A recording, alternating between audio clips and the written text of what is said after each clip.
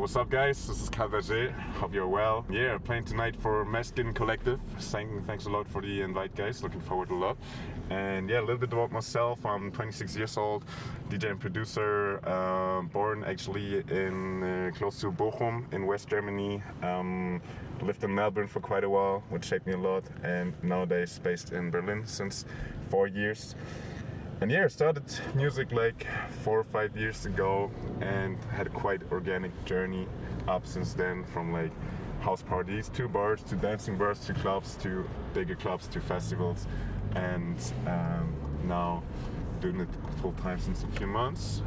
Where did you start music? Did you start it here in Germany or did you start it in Actually, when I was back in Melbourne, was getting quite deep into the electronic music scene, and I started already there, like asking some of my DJ friends, like, hey, how's this actually working and stuff? Because maybe at the very start, when you don't know how DJing works, you just see people in front of literally like a cockpit with like 1 million knobs, and you think like they're magicians doing like all the sounds live and stuff, and you don't realize that it's actually not that big of a craft. But yeah, that was interesting quite then, and still also a bit overwhelming when you heard all the explanations the first time. But I was hooked back then already, and when I was in Germany, I've decided to get a DJ controller of my own. Actually, also I've been a rapper before I was a DJ. Yeah, so I was actually still, when I got out of Australia, I was still actually ambitious to build a rap career instead of a DJ career. But yeah, since I also got my controller then, and I was like more and more into electronic music, more and more into DJing. At first was had kind of like a hybrid approach, and I wanted to do like house rap, which is actually super common nowadays. Like UK. Yeah, like also a lot of people in Germany, I think, are doing it. Like everybody's just rapping on like 4 to the floor techno or house beats, Like there's not one single pop or rap artist that doesn't has at least one song on a 4 to the floor beat. And yeah, I wanted to do this actually 5 years ago, but then I was just more and more into electronic music. Like I literally listened to house music like 24/7, and then I was like, yeah, actually fuck rap, like I'll just continue DJing, and then went quite deep into this. Yeah. Nice. So do you think you're more influenced by German background or Australian background? Nowadays Australia for sure. Like when I got back to Germany, I was also discovering a lot of UK music, also a lot of European music, a lot of German music. I think if you really love music, you can see good things in all genres, and it's same for me. Like although I'm mainly like a up-tempo house head, I can enjoy good techno, I can enjoy good down-tempo, and I can enjoy good garage or whatever, although I have my preferences. And I have literally from every genre, I have music on my stick, because there's good stuff in every subgenre.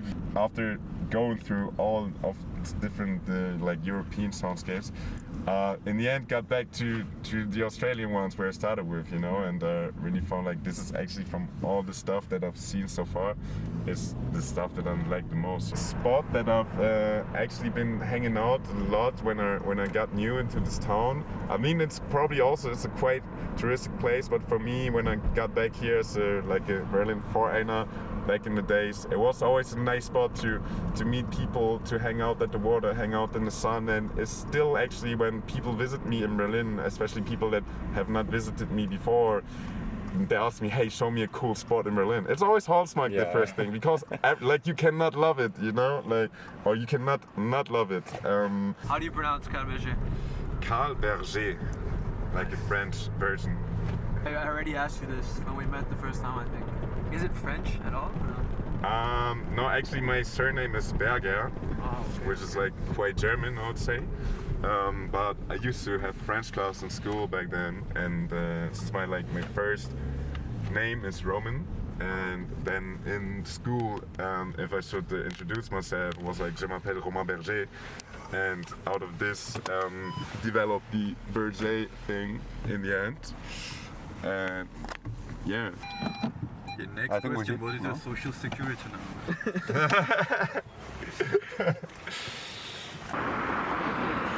It's not small.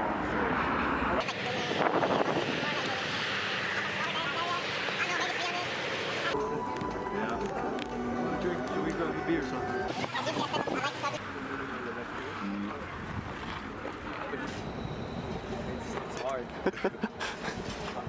Let's go. You can answer whenever you want. So what's the Okay. biggest myth about the DJ lifestyle that people believe in, but is completely false? So one thing that I have in mind for this, I wouldn't say it's completely false for everyone, but one thing that I often hear about people, they think that professional DJs are like high and drinking and high on drugs like every day and like always when they perform and stuff. Where I have to say most like really high-end professional DJs that I know live actually the healthiest lifestyle possible for their craft, because if you're like a touring DJ, and I'm talking about having like 12 shows in 12 countries, flying out every now and then, having like a lot of travel, having like short sleep in hotels, then getting up late at night, playing and stuff.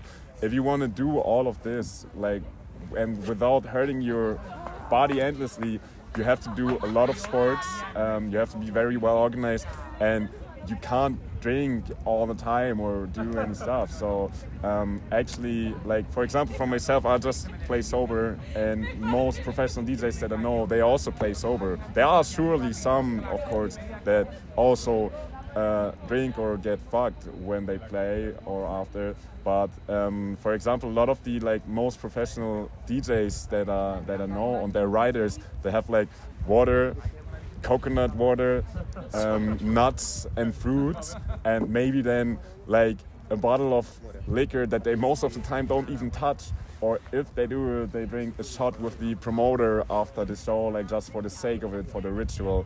But yeah, I think this is a quite false belief, like that all big DJs are high all the time. That's not true.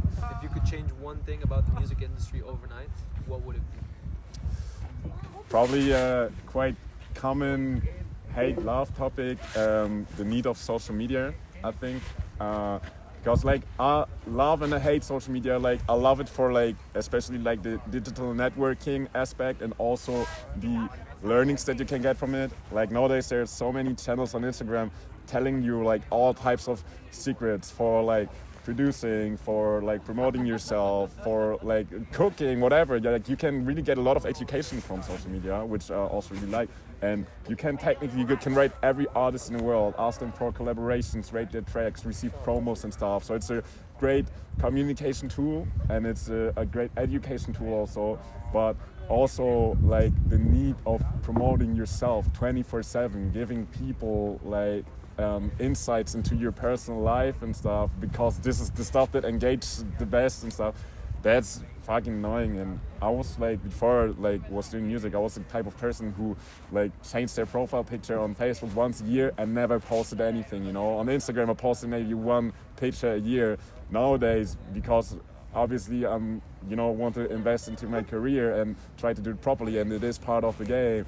I try to post every week, I do stories as much as I can, and I do photo shootings on a regular basis just to, you know, get content.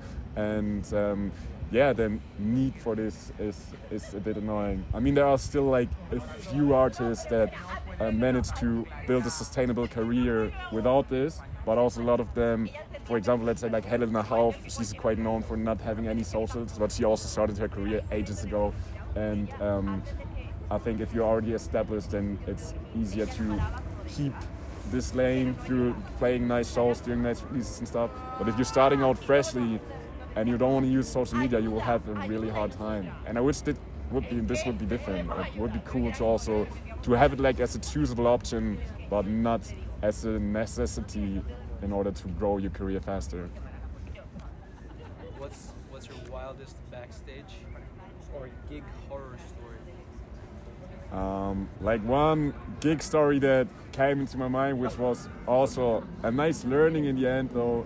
I was playing in Cologne once on a party on the second floor, and actually played prepped a super energetic set. And since I live in West Germany, which is like my hometown is close to Cologne, it's called Bochum, and a lot of my friends came by there, so it was quite packed. And I was playing on a Zone mixer back then, so it was a few years ago, and I did not play that often on Zone back in these days. Somehow I accidentally switched like a small knob there that was cutting off the volume input from the channels.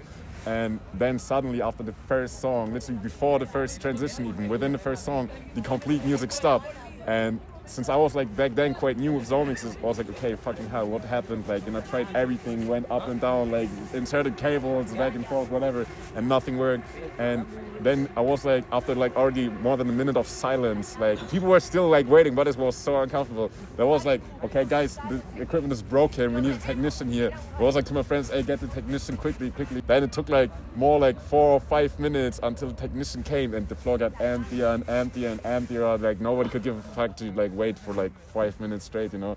And then just when the technician came, like by accident, switched this knob again, and the music was back. I was like, fucking hell, like I was actually the stupid one. So after this, was like, okay, this will never happen to me again, and I was happy to be in this situation at a gig on a small second stage, which was maybe not as meaningful for my career as bigger gigs. Yeah, like what's the most overrated thing in Berlin?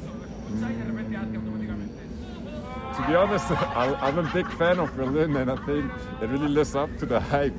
So if I think about, I don't know, like Berlin Summer, which is highly rated but also fucking sick, club scene in Berlin, which is highly rated but also fucking sick, connection opportunity, which is highly rated, which is also fucking sick.